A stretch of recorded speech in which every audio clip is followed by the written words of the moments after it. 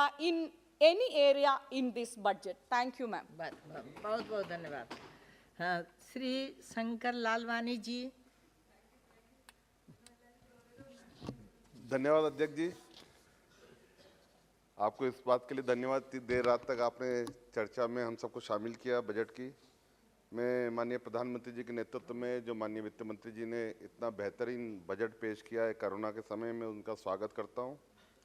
इस बजट में एक और देखा जाए तो गांव गरीब किसान का ध्यान रखा गया है, तो दूसरी ओर उद्योग, स्वास्थ्य, शिक्षा, रोजगार सहित शहरों का भी पूरा ध्यान रखा गया है। किसानों की बात करें तो इस बार कोरोना के समय 30 करोड़ टन उत्पादन खाद्यान्न का किसानों ने किया है और 33 करोड़ टन खाद्यान्न फल सब्जी के रूप में उगाया है। अगर हम एक्सपोर्ट की बात करें, 3 लाख करोड़ का एक्सपोर्ट इस बार किसानों ने किया है, जो कि गत वर्ष से 25% ज़्यादा है। अगर खाद सब्सिडी की बात करें तो पिछले वर्ष बजट में 79 करोड़ रुपये खाद सब्सिडी रखी गई थी, जो बढ़ाकर इस बार 1 करोड़ 5 लाख रुपये रखी गई है, जो कि अब तक से सबसे ज़्यादा खाद की सब्सिडी है। ड्रोन टेक्नोलॉजी के बारे में इस बजट में बहुत सारा प्रावधान किया गया है। अब किसानों को भी ड्रोन सुविधा मिल पाएगी, ये मोदी सरकार का डिजिटल इंडिया के बारे में सोच है। अगर हम बात करें किसान सम्मान निधि की, तो 11 करोड़ किसानों को 1,80,000 करोड़ का अभी तक भुगतान हो गया है और इस वर्ष 58,000 करोड़ का प्रावधान किसान सम्मान निधि में किया गया है।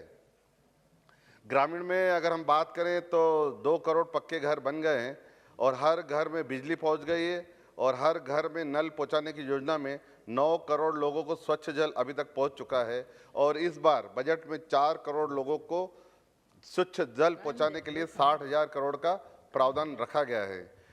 मोदी जी के राज में ग्रामीणों की बात करें तो मकान पक्का, बिजली, जल, सड़क सब मिल गया है। अब गांव को डिजिटल बनाने के लिए फाइबर केबल की योजना की जा रही है, जिसके माध्यम से पूरे गांव डिजिटल हो जाएंगे। मैं माननीय अध्यक्ष जी आपका ध्यान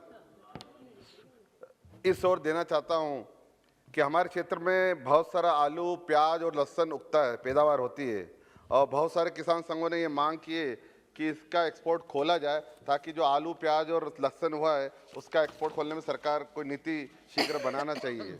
शहरों के विकास में इंफ्रास्ट्रक्चर का विशेष ध्यान रखा गया है और मुझे लगता है कि उसको ध्यान में रखते हुए मैं चाहूँगा शहरी विकास मंत्रालय के बजट में इंदौर से सावेर, उज्जैन और इंदौर से मऊ, पीतमपुर रैपिड या मेट्रो ट्रेन चलानी चाहिए। गति शक्ति मास्टर प्लान के अंतर्गत रेल, सड़क, एयरपोर्ट का विकास की योजना रखी गई है। मैं चाहता हूँ इंदौर में मल्टी मॉडल ट्रांसपोर्टेशन स्टेशन बनना चाहिए। रेलवे की बात करें, बहुत सारे रेलवे के काम हो रहे हैं, मीटर गेज को ब्रॉड गेज में, डीजल को इलेक्ट्रिक में, और जहां आज़ादी के बाद ट्रेन नहीं पहुंची वहां भी अब ट्रेन पहुंच रही है। मैं इंदौर की तरफ से मांग रखना चाहता हूं रेलवे मंत्री जी से कि इंदौर मनमाड़ रेल ट्रेन का काम शुरू होना चाहिए, रेलवे ट्रैक का काम शुरू होना चाहिए। दूसरा, इंदौर रेलवे स्टेशन को भोपाल कमलापति रेलवे स्टेशन की तरह बनाना चाहिए।